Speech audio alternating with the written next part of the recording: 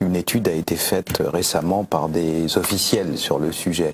Vous avez une organisation qui s'appelle l'État islamique, qui fait des signes dans toute sa propagande d'absolue dévotion à l'islam, et c'est pour l'islam et sa pureté qu'ils égorgent soi-disant les individus qui brûlent des enfants vivants, etc.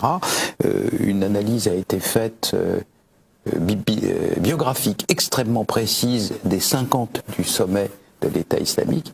Il n'y a pas un seul islamiste parmi eux.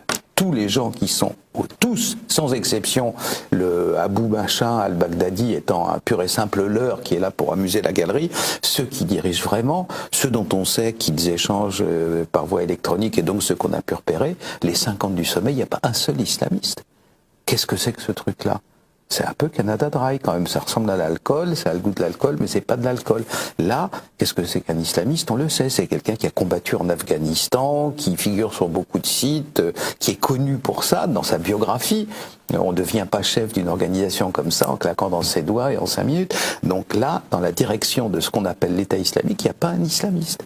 C'est des gens qui, dans une phase antérieure de leur vie, étaient connus pour courir le guilledou, boire du pinard. Voilà, c'était des généraux de l'armée de Saddam Hussein, généralement. Généraux le plus souvent laïcs. Voilà la situation. Donc quand on nous dit l'État islamique nous attaque, je réponds, c'est une précision insuffisante. Qu'est-ce que c'est que ce machin ? Et personne n'a de réponse, alors, personne.